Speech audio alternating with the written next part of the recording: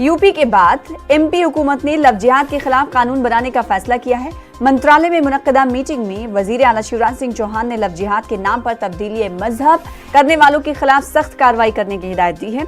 वजीर आला ने साफ तौर पर कहा है कि लव जिहाद और शादी के नाम पर तब्दीली मजहब को किसी भी शक्ल में सूबे में तस्लीम नहीं किया जाएगा।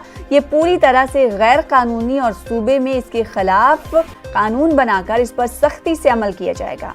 मंत्रालय में मुनक्कदा मीटिंग के बारे में वजीर दाखिला डॉक्टर नरोत्तम मिश्रा कुछ इस अंदाज में अपने ख्यालात का इजहार करते हुए देखे।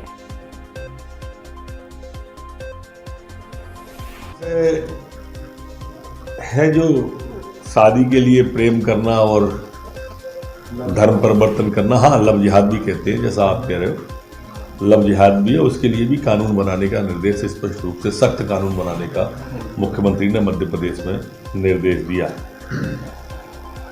समीक्षा की उन्होंने, तो जो गैंग रेप की घटना है, खासकर बच्चियों की साथ जो होती है, उन पर एक अलग से टास्क दिया है, टास्क फोर्स बनाया।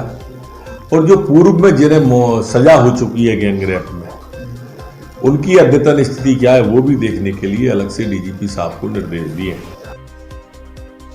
इस वक्त की बड़ी खबर का रुख कर लेते हैं, जो कि महाराष्ट्र से आ रही है। मुंबई से इस वक्त की बड़ी खबर, मंशियात के इस्तेमाल के मामले में एनसीबी ने करिश्मा प्रकाश को पूछताछ के लिए तलब किया है। दीपिका पादुकोण की मैनेजर हैं करिश्मा, जिन्हें तलब किया गया है।